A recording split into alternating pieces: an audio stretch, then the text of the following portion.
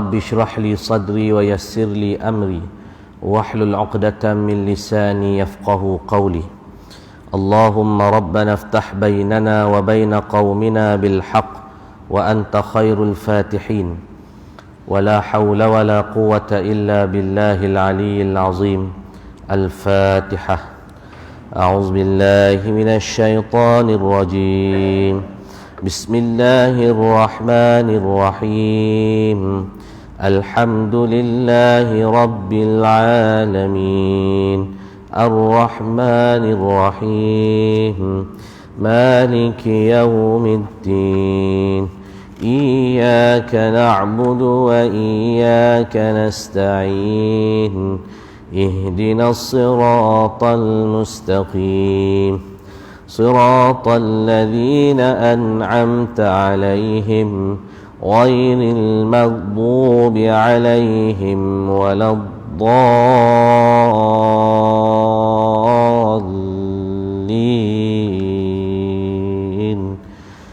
آمين.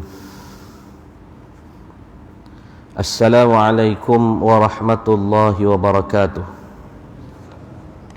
Alhamdulillah, syukur kita kepada Allah Subhanahu wa taala kerana masih lagi memberikan kesempatan dan peluang pada kita pada malam yang bahagia ini untuk kita sama-sama bertemu dan bersemuka dalam majlis ilmu. Mudah-mudahan temuan kita pada malam ini diberkati oleh Allah Subhanahu wa taala insya-Allah. Kita sambung bacaan kita dan kitab An-Nasaihud Diniyah wal Wasaya Al-Imaniyah, nasihat agama dan wasiat iman, yang dikarang oleh Syekhul Islam Al-Hujjatul Imam As-Sayyid Abdullah bin Alawi Al-Haddad Al-Hadrami Asy-Syafi'i rahmatullahi alaih. Kita pada bab yang mana? Kita sampai mana?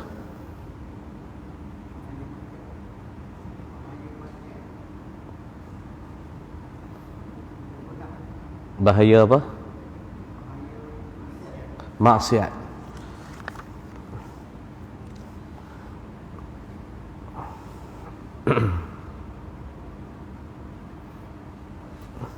Dah habis.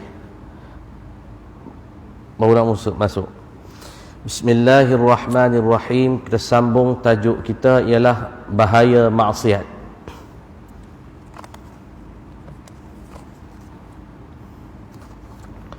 Bismillahirrahmanirrahim. Orang yang beriman dengan hati dan lisan tetapi melalaikan perintah-perintah Allah Ta'ala, malah mengerjakan maksiat setiap hari pula, maka dirinya adalah dalam bahaya yang berat.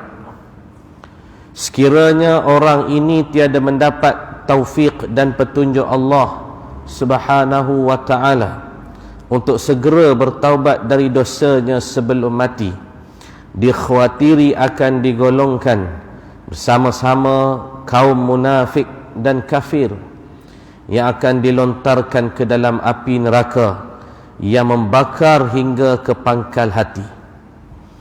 Disebut oleh tuan guru kita pengarang menyatakan bahawa sangat bahayalah seorang itu bermaksiat ataupun melakukan maksiat kepada Allah Subhanahu wa taala.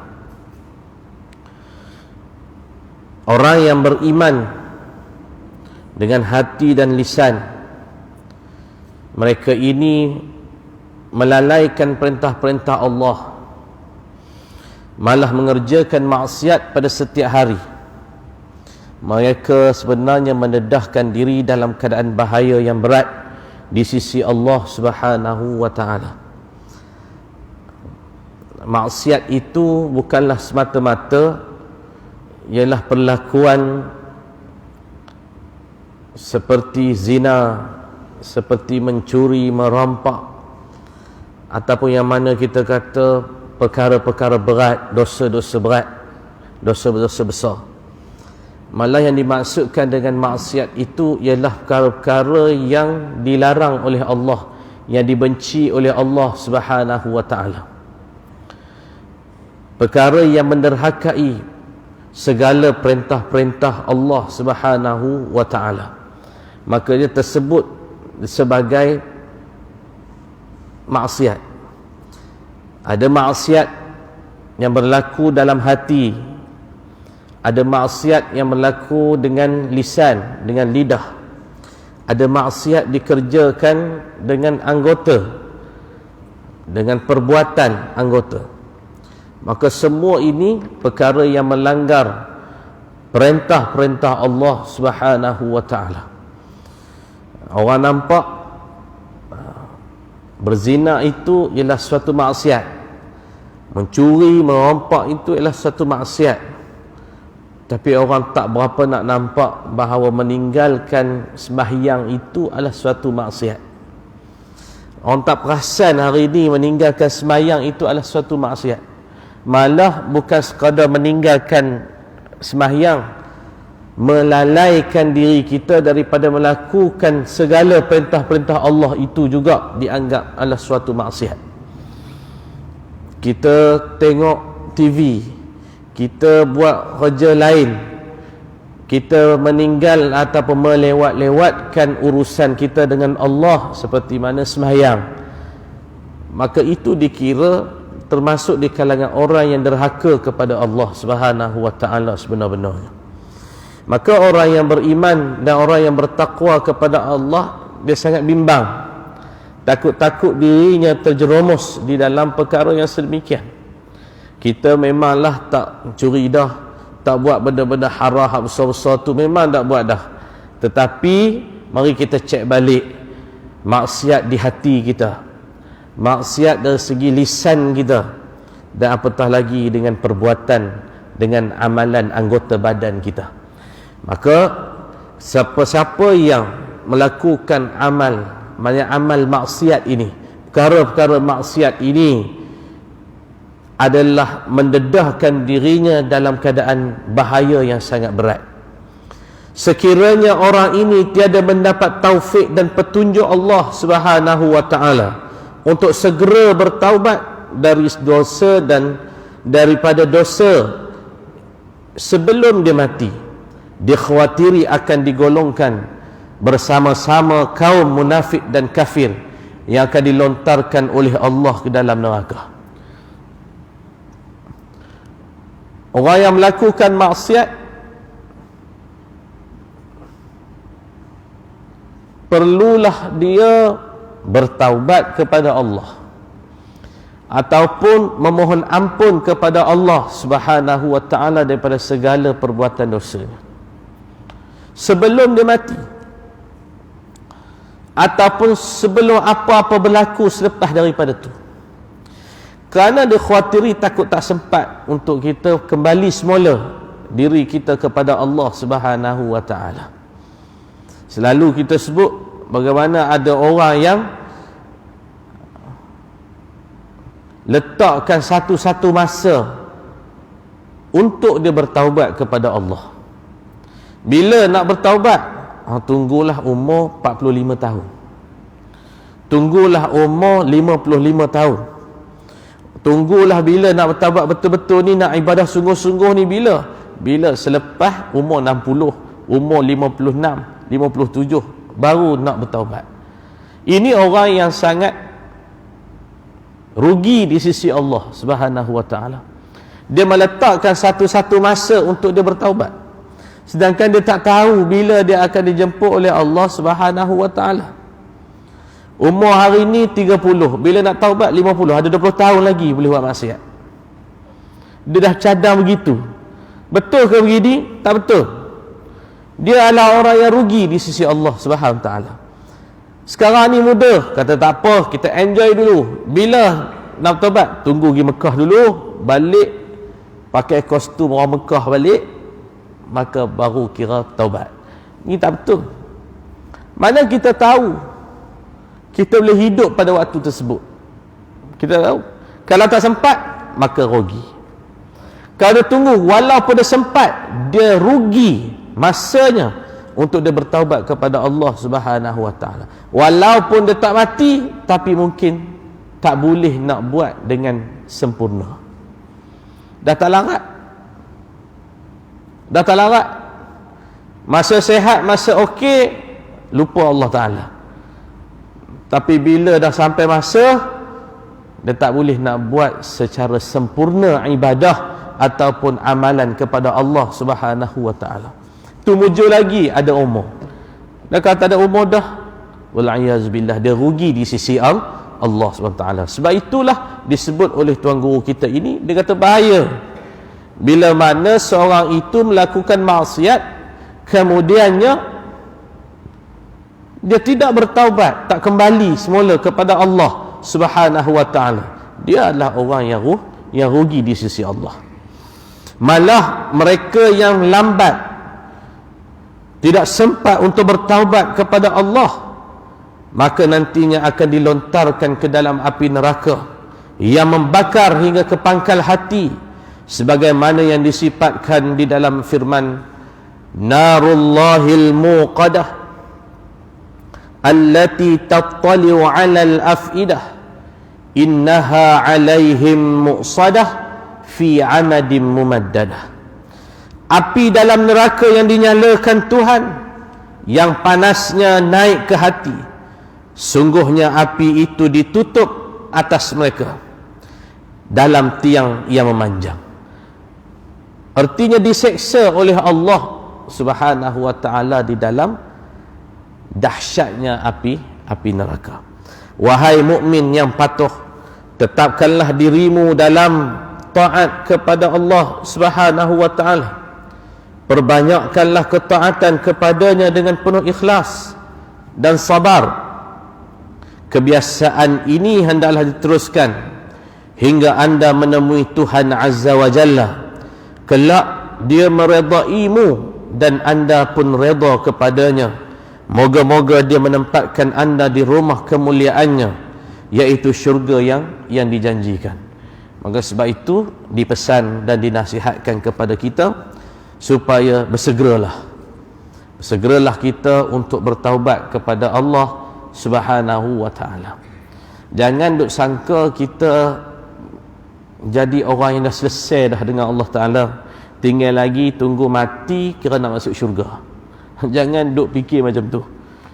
Jangan duk rasa apa yang kita dah buat dah komplit, dah selesai, dah sempurna, dah cukup syarat, dah cukup semuanya. Jangan rasa cukup dan puas, kerana ini adalah orang yang telah ditipu oleh syaitan semata-mata. Dia kata sembahyang pun dah cukup dah, tak tinggal dah, puasa pun tak pernah tinggal dah, umrah haji dah selesai dah, zakat pun buat dah, semua okey dah, sembahyang dah cukup apa semua, tinggal mati tunggu nak masuk syurga lah. Ni sangkaan-sangkaan yang meleset sebenarnya, sangkaan yang telah ditipu oleh syaitan. Sepatutnya kita menjadi orang yang sentiasa rasa tak cukup nak buat amal kepada Allah Ta'ala, rasa bimbang, ya Allah, takutlah saya nanti mati dalam keadaan tak cukup bekal amal kita kepada Allah Subhanahu wa Ta'ala. Ini yang perlu kita bimbangkan, ini yang perlu kita bimbang. Bagaimana Sayyidina Umar Al-Khattab radhiyallahu ta'ala anhu sentiasa menangis, orang yang sentiasa menangis, seorang sahabat Nabi yang hatinya lembut sebenarnya. Sayyidina Umar walaupun nampak kasar dari sudut luaran, tetapi hatinya lembut. Orang yang sentiasa menangis kerana takut kepada Allah Subhanahu wa Ta'ala, salah seorangnya ialah Sayyidina Umar Al-Khattab. Sayyidina Umar Al-Khattab pernah menangis teresak-esak. Bila Nabi tanya, wahai Umar, kenapa kamu menangis? Umar kata, saya takut mati dalam keadaan tidak boleh mengucap kalimah syahadah la ilaha illallah. Sayyidina Umar boleh menangis kerana bimbang, dia takut mati dalam keadaan kufur kepada Allah. Bimbang. Umar ni, Umar yang telah dijanjikan Nabi dengan syurga Allah Subhanahu wa Ta'ala. Bukan biasa-biasa. Bukan biasa. Tapi bimbang tu dengan maksud takut dia apa nak jawab nanti dengan Allah Subhanahu wa ta'ala, dengan banyaknya dosa, ketaatan pada perintah Allah tak berapa nak boleh buat lagi. Dia berasa macam tu. Maknanya tak berasa puas lagi nak buat ibadah, tak berasa cukup lagi. Patutnya sahabat Nabi selesai dah. Patutnya sahabat Nabi, Rasulullah sebut dah Abu Bakar fil jannah, wa Umar fil jannah, wa Uthman fil jannah, wa Ali fil jannah. Dan beberapa sahabat Nabi lain yang Nabi sebut bahawa mereka di syurga Allah, dapat syurga Allah Subhanahu wa ta'ala. Tapi sikap sahabat, dia tak berasa puas dengan apa yang dia buat. Kerana apa? Inilah kemuncak keimanan dan takwanya mereka kepada Allah Subhanahu wa ta'ala. Kita rasa puas, kita takut kita ni rasa puas buat ibadah. Alhamdulillah selesai dah, bagus, selesai dah, rasa puas, maknanya kita dah buat sungguh dengan Allah Ta'ala, bagus dah. Cuma jangan berhenti takat tu, kena bermujahadah. Begitu. Jadi ini yang disebut oleh pengarang kitab kita, menasihati kita supaya apa? Segera bertaubat kepada Allah. Kita sebut dah pada pertemuan yang lalu bagaimana Rasulullah sallallahu alaihi wasallam beristighfar kepada Allah sehari 70 kali. Sebahagian riwayat lain menyebut Nabi beristighfar sebanyak 100 kali sehari. Lebih daripada 70 kali, lebih daripada 100 kali. Ni Nabi istighfar. Nabi buat apa istighfar? Nabi kan ada dosa, tapi Nabi minta. Kerana apa? Nak ajar kepada umat dia, jangan rasa puas, jangan rasa diri itu setelah sempurna di sisi Allah. Bila kita rasa sempurna, kita dah rasa orang lain semua ahli neraka belakang. Ni masalah. Kita on the way nak pergi masjid, tengok orang lah, kita geleng kepala dah. Tengok orang kat luar, lepak kat kedai kopi lagi, duduk dalam supermarket lagi, duduk beli pasar malam lagi, kita dah geleng kepala dah kat mereka. Dalam hati kita kata apa? Mereka ni teruk betul, azan tak boleh nak pergi lah, tak dengar. Pandangan kita dah satu nampak dah, betul salah dia tu salah.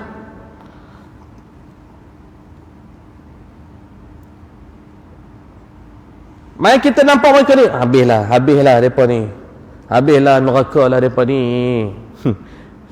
Masuk syurga siapa? Kita seorang. Ni masalah. Betul mereka tu salah, betul salah. Jadi macam mana caranya? Ajarlah. Lepas tu kita baca dah hari tu ni penguatkuasaan dari sudut undang-undangnya, dari sudut pihak penguasanya, pemimpin-pemimpin dalam masyarakat dan sebagainya, memainkan peranan supaya mengajak manusia kembali kepada agama Allah Subhanahu wa ta'ala. Betul. Begitu. Jadi bila kita seorang yang nampak kita ni saja yang boleh masuk syurga, orang lain semua masuk neraka, tak betul lah. Maknanya kita dah rasa kita je hak betul, kita je buat baik, orang lain semua benda buat benda tak betul. Yang ni pun pandangan yang salah. Melainkan kita masih ada satu jiwa dakwah untuk mengembalikan mereka semula kepada agama Allah, menyedarkan hati mereka kepada agama Allah Subhanahu wa ta'ala. Maknanya apa kat sini? Ialah beristighfarlah, mohon taubat kepada Allah Subhanahu wa ta'ala. Kalau Nabi boleh buat 70 kali sehari, 100 kali sehari, kita macam mana? Tu dalam keadaan Nabi tak buat dosa apa-apa. Kita ni bergelumang dah dengan dosa, tapi istighfar kita berapa banyak kali. Istighfar hak banyak kali tu pun berapa banyak hak betul-betul yang betul-betul tadabbur, yang betul-betul menghayati, yang sampai dalam hati kita untuk Allah Ta'ala kira pula.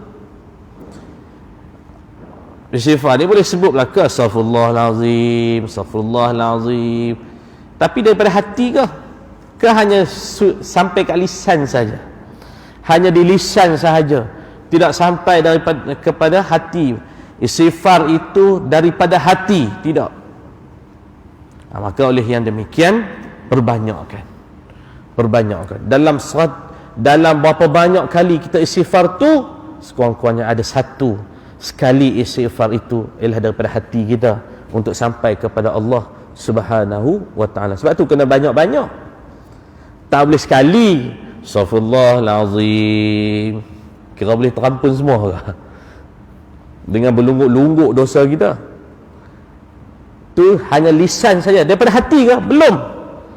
Kena Astaghfirullahalazim, lagi, riak lagi, takabur lagi, ujub lagi, Astaghfirullahalazim, sampai selesai. Begitulah maknanya kena banyak-banyak, supaya mudah-mudahan dengan banyak hak kita buat, barangkali dalam banyak tu ada satu, ada dua, ada tiga istighfar kita yang Allah Ta'ala dengar dan Allah Ta'ala ampunkan segala dosa kita.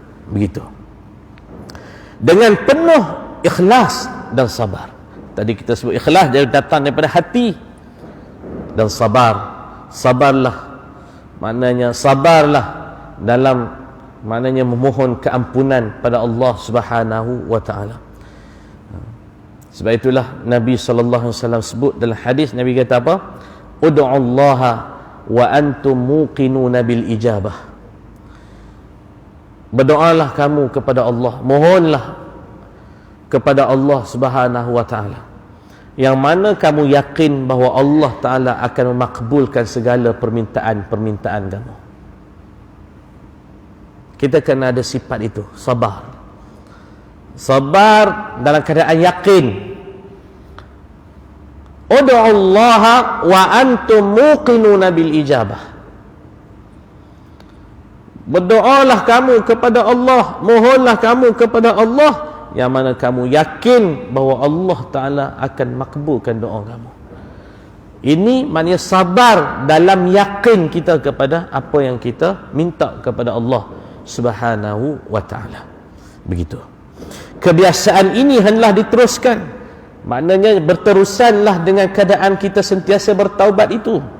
Tidak bermusim, tak tunggu program Qiyamul Lail baru kita nak buat semayang taubat 2 rakaat. Mungkin Masjid Surah buat majlis Qiyamul Lail ni setahun sekali, 2 kali, 3 kali setahun. Mungkinlah begitu. Takkan nak tunggu program tu baru kita nak bertaubat. Tak, hari-hari berterusan hingga anda menemui ajal Tuhan, sehinggalah kita bertemu dengan Allah Subhanahu wa ta'ala. Begitu. Direzekikan oleh Allah, tuan-tuan, orang yang mati dalam keadaan, mereka yang mati dalam keadaan beriman, bertaubat kepada Allah Subhanahu wa ta'ala. Ada orang kita dengar mereka meninggal dalam keadaan sedang salat. Ada orang yang meninggal dalam keadaan sedang membaca Al-Quran. Ada orang yang meninggal ketika mana sedang melakukan ibadah, sedang wirid habis, sedang baca Quran habis, berteleku depan Quran. Orang dia nak semayang, orang tengok duduk lagi dekat atas dekat rehat. Bila tengok-tengok tak ada dah. Meninggal ketika mana salat, jatuh ketika salat. Ni tanda-tanda, ni rezeki yang Allah Ta'ala bagi. Jangan nampak benda tu pelik apa. Jangan buat gitu. Nah, ini anugerah yang Allah Ta'ala bagi. Anugerah yang Allah Ta'ala bagi. Siapa tahu? Kita tak tahu kita mati dalam keadaan macam mana, kita tak tahu. Tapi kita minta kepada Allah Ta'ala, mati dalam keadaan waktu kita mati ialah kita sedang mohon ampun pada Allah Ta'ala. Kita mati dalam keadaan sedang beriman kepada Allah, sedang melaksanakan titah perintah Allah Subhanahu wa ta'ala. Tuan-tuan, ada orang yang mati dia tak buat apa pun amal ibadah, tak buat apa, tapi dijanjikan syurga oleh Allah Subhanahu wa ta'ala. dia tinggal semayang, dia kaki maksiat, apa jenis maksiat yang dia tak buat, semua dia buat. Lantas dia bertaubat kepada Allah pada satu ketika. Selepas dia bertaubat, dia mati ketika tersebut. Tak ada nak buat apa. Tapi ulama kata dijanjikan syurga oleh Allah Subhanahu wa taala orang jenis begini. Ada orang dia bukan Islam, selama hidup dia ialah orang yang bukan Islam, dia orang kafir. Tapi bila saat matinya, dia mengucap 2 kalimah syahadah, kemudian dia mati dalam keadaan Islam.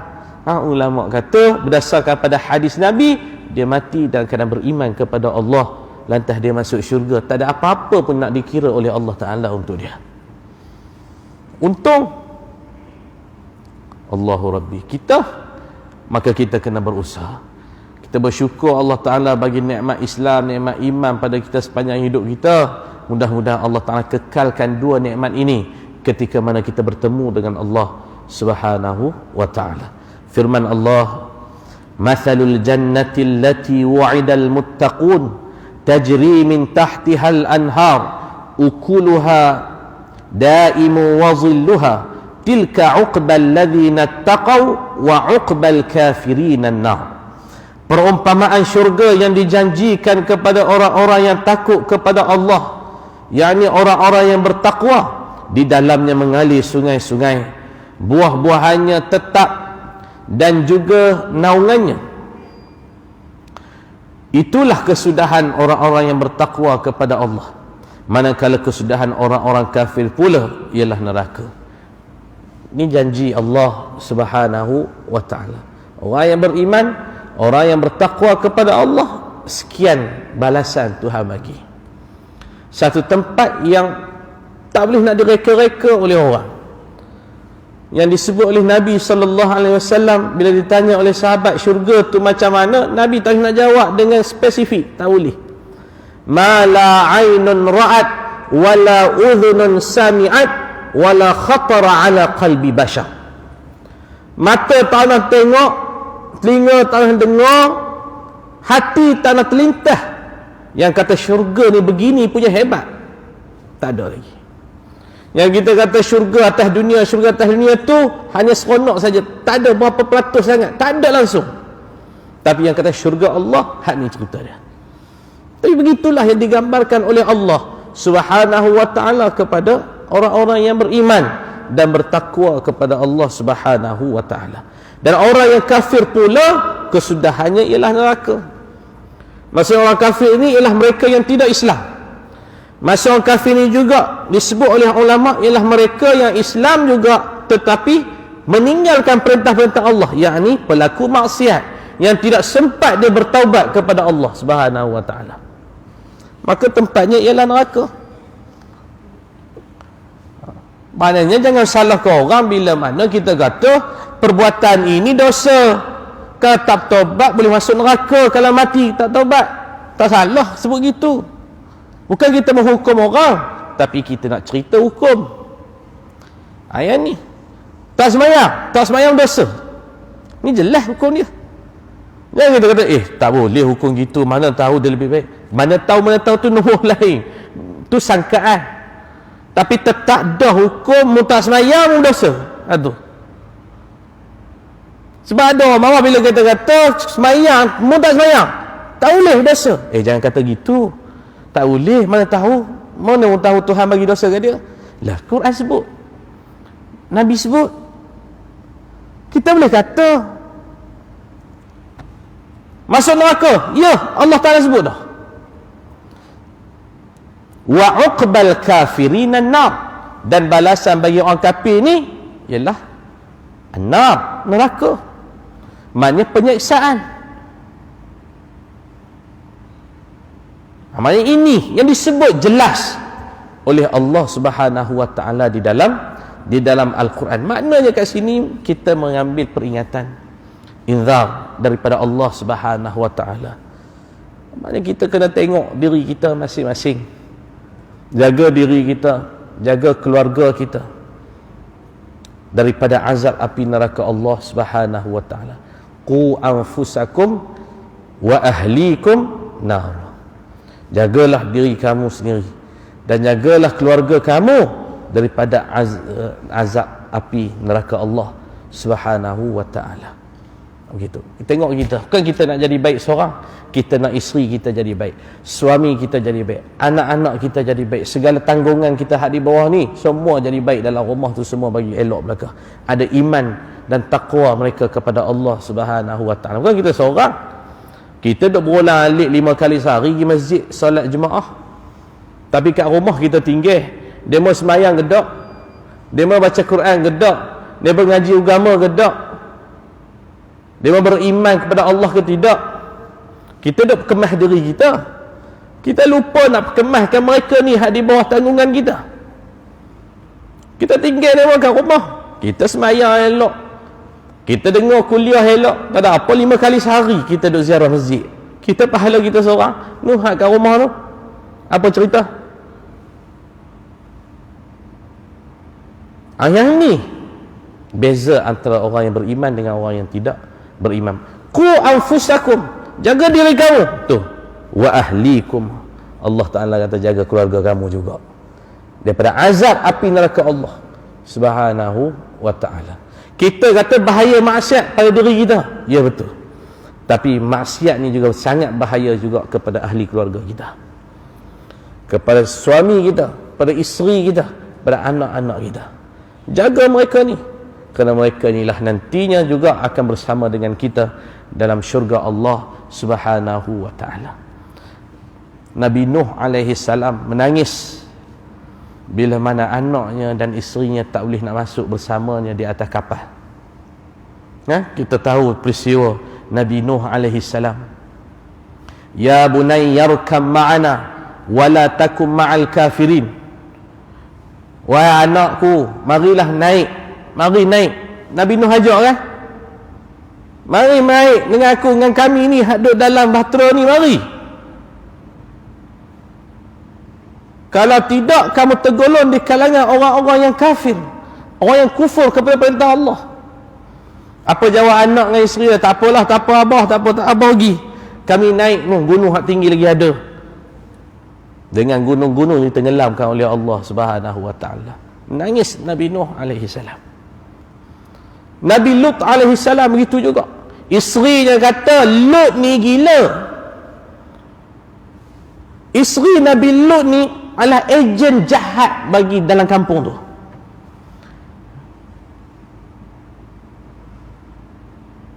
Isteri Nabi Lut bagi tahu kat orang kampung, Lut ni serupa macam kita juga. Maksudnya apa? Suka homoseksual ni juga. Dia cerita ke orang, fitnah kepada Nabi Lut alaihi salam. Ajak beriman, tak mau. Akhirnya mati dalam keadaan kufur kepada Allah Subhanahu wa taala. Begitu.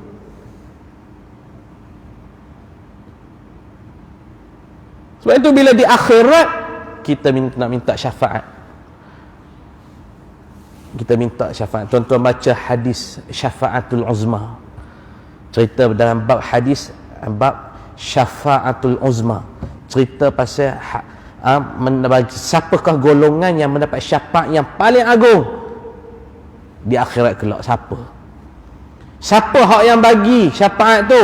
Siapa hak yang dapat syafaat itu? Siapa? Orang ni bila ditentukan masuk syurga neraka, golongan-golongan ni pergi minta berderu dekat siapa? Dekat para nabi dan rasul alaihi wassalatu wassalam. Pergi minta kat Nabi Adam. Nabi Adam kata tak boleh, bukan saya tak mampu bagi. Pergi minta kat nabi lain. Pergi minta kat Nabi Nuh. Nabi Nuh tak mampu bagi. Pergi minta kat nabi lain. Nabi Ibrahim pun sama. Nafsi. Sendiri-sendirilah. Minta pada Nabi Musa. Musa tak mampu bagi juga. Minta kepada Nabi sallallahu alaihi wasallam. Nabi sujud dalam keadaan sujud yang sangat lama. Sehingga Allah Ta'ala berfirman kepada Nabi, irfa' ra'saka ya Muhammad. Angkat kepalamu wahai Muhammad. Mintalah apa yang kamu nak minta, nescaya aku akan bagi apa yang kamu minta tu. Ni syafaatul uzma. Nabi Muhammad juga boleh bagi kat kita.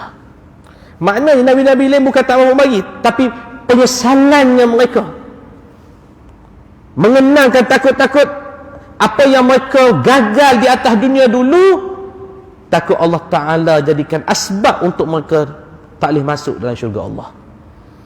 Wah, para Nabi dan Rasul masuk syurga, tapi kebimbangan itu ni. Tapi Nabi SAW boleh bagi kepada mereka yang benar-benar dipilih oleh Allah Subhanahu wa Ta'ala. Tu timbul isu bila sambut maulidnya, adalah cerita-cerita macam-macam. Sambut Maulidur Rasul bila hari tu sebulan dua lepas, kan, cerita macam-macam lah. Keluarkan video-video macam-macam. Ada ustaz ni kata gitu, ada ustaz tu kata gini, macam-macam benda lah. Bila mari maulid macam tu, tak tahu gitu. Yang pentingnya orang-orang, maknanya masyarakat Islam lah nak ikut mana satu. Ada hak kata jangan, ada ustaz kita haba kena perbanyakkan selawat, ada kata jangan banyakkan sebanyak selawat sangat. Sebab apa? Seolah kita muja Muhammad jadi syirik pula. Oh sudah. Ada hak kata gitu pula, tak tahulah, wallahu alam. Ada yang buat macam-macam. Cat boh ada capal situ atas. Satu hal lah bagi kita tak ada apa-apa, biarlah. Ada pula kata hak ni lah bid'ah paling besar sekali pula dah. Semua benda hak yang nak bid'ah ni membid'ahkan tu habis-habisan pula. Jadi mana pening, mana betul ya? Last sekali di akhirat besok kita nak jumpa siapa? Nabi Muhammad sallallahu alaihi wasallam. Tu ya. Duk kalau pasal capal Nabi, lambang capal lah apa semua. Lah kita tinggal syariat hak sebenar. Duk kalut ke situ. Biarlah orang nak buat macam mana pun. Bagi saya lah, mungkin pandangan tuan-tuan, kau suka tuan-tuan lah. Benda tu boleh buat pilihan, suka tak suka. Saya pun tak berapa nak minat jugalah dengan benda-benda macam tu. Tetapi sekurang-kurangnya mengingatkan satu elemen kita kepada Nabi. Biarlah untuk zaman sekarang, biar gilah, bukan isu besar pun. Kat cap tu tulis sallu ala nabi. Mudah-mudahan hai pakai tu pun semayang juga, jangan tak pakai duk sallu ala nabi semayang dak juga, tu masuk neraka juga. Tapi nak cerita je masalah, jadi masalah pula. Last kali akhirat besok kita nak syafaat Nabi Muhammad sallallahu alaihi wasallam. Ada orang masuk syurga dengan selawat kata Nabi. Ada orang masuk syurga dengan semayang dia. Ada orang masuk syurga dengan selawat, dengan puasanya. Itu. Jadi satu kebaikan yang orang buat, silakan, patut kita sokong. Tak apalah, buatlah. Yang paling penting jangan langgar syariat Allah Subhanahu wa taala. Begitu saja. Sebab last sekali esok di akhirat kita nak cari Nabi. Nabi nak kenal kita apa tandanya? Tanda ni macam-macam. Nabi kenal dari jauh, Nabi panggil kita dah. Walaupun kita tak pernah jumpa Nabi, tapi Nabi tengok kita, Nabi boleh kenal kita, Nabi panggil kita. Ada tanda kita. Sebab apa? Kita ni ialah ahlus salawat, orang yang sentiasa selawat kepada Nabi. Tuan tengok tak dalam video Tok guru kita di Thailand, di Fatani, buat perarakan malam maulid, pakai gajah lagi, ambil hang. Kita belarak pakai spanduk ya dulu ni pakai gajah tu tak banyak mana dalam naiko ya. Tu dia belarak dari Sungai Siput sampai kat Karang contohlah. Morong dia selawat Nabi apa semua. Ada pula kumpulan kata hak ni lah bid'ah paling sesat sekali dia dah. Habislah macam tu. Tak betul. Tak ada positif langsung dalam kepala kita ni. Bila orang nak buat baik, ada benda hak kita nak pergi pangkah. Mujur orang boleh buat baik tu.